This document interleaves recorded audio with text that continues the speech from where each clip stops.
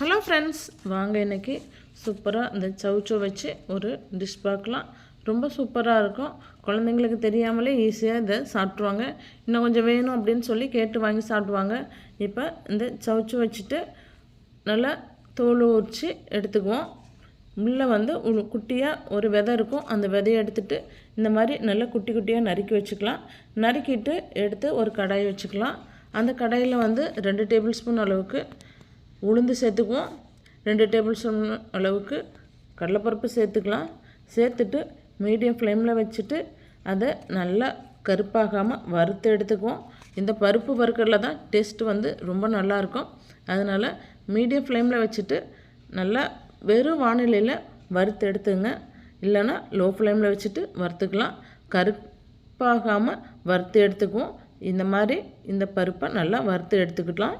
இப்போ இதை வேறு பிளேட்டுக்கு மாற்றிட்டு அதே கடாயில் கொஞ்சம் எண்ணெய் சேர்த்துக்கலாம். எண்ணெய் சேர்த்துட்டு நம்ம கட் பண்ணி வச்சுருக்க அந்த சவுச்சோவை இதில் சேர்த்துக்கலாம். எவ்வளோ குட்டியாக உங்களுக்கு நறுக்க முடியுமோ அவ்வளோ குட்டியாக நறுக்கிங்க. சீக்கிரமாக இது வெந்துடும்.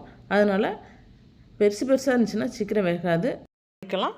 இதோட பெரிய வெங்காயம் 2 எடுத்துகிட்டு நல்லா உரித்து கழுவி எடுத்து சின்னதாக நறுக்கிட்டு இதோட சேர்த்துக்கலாம். அந்த காய் வதங்கினதுக்கப்புறம் நம்ம சேர்த்தோம்னா நல்லாயிருக்கும். அப்போ தான் சீக்கிரம் அந்த வெங்காயம் நல்லா வதங்கும். இதோட பச்சை மிளகாய் காரத்துக்கு சேர்த்துக்கலாம். 5-6 பல் பூண்டு எடுத்துகிட்டு அதுவும் சேர்த்துக்கலாம். சேர்த்துட்டு அதோடு சேர்த்துக்குவோம். இப்போ ஒரு 3 தக்காளி எடுத்துகிட்டு இந்த காயும் வெங்காயம் நல்லா வதங்கிருச்சு. அதுக்கப்புறம் இந்த தக்காளி சேர்த்துட்டு அதோட வதக்கலாம். இதுக்கு தேவையான அளவு உப்பு சேர்த்துக்குவோம். கொஞ்சம் பெருங்காயம் சேர்த்துக்கலாம். சேர்த்துட்டு மீடியம் ஃப்ளேமில் வச்சுட்டு நல்லா வதக்கி எடுத்துக்குவோம். அப்போ தான் வந்து கருகாமல் வரும். இல்லைன்னா ரொம்ப கரிஞ்சிரும்.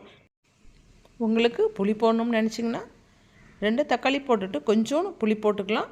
ஒரு சின்ன நெல்லிக்காய் அளவுக்கு புளி போட்டுட்டு அதையும் இதோடு சேர்த்து நல்லா வதக்கி எடுத்துக்குவோம். இப்போ இதை ஆற வச்சுக்குவோம். ஒரு மிக்ஸி ஜார் எடுத்துக்கலாம். எடுத்துகிட்டு நம்ம அந்த கடலைப்பருப்பும் உளுந்த பருப்பும் இதில் நம்ம சேர்த்துக்கலாம். 1/4 மூடி அளவு தேங்காய் எடுத்துகிட்டு இதோட இந்த பருப்போடு சேர்த்துக்கலாம். சேர்த்துட்டு நம்ம கொஞ்சம் அரைச்சிக்கலாம். அரைச்சோம்னா நல்லா பவுட்ரு மாதிரி இருக்கும். ரொம்ப நைஸாக இல்லாமல் கொஞ்சம் குறப்பாக அரைச்சி எடுத்துக்குவோம். இதோட நம்ம வதக்கி வச்சுருக்க அந்த சவுச்சோ எடுத்து இதில் கொட்டிக்கலாம். கொட்டிட்டு நல்லா அரைப்போம். ரொம்ப நைஸாக அரைச்சோம்னாக்க டேஸ்ட்டு வந்து நல்லா இருக்காது. அதனால் கொஞ்சம் குறப்பாக அரைச்சிக்கிட்டோம்னா நல்லா டேஸ்ட்டாக இருக்கும். இப்போ இந்த சட்னி ரெடி ஆயிடுச்சு. தோசை, இட்லி, பொங்கல் செம்ம காம்பினேஷனாக இருக்கும். இந்த வீடியோவுக்கு ஒரு லைக் கொடுத்துருங்க.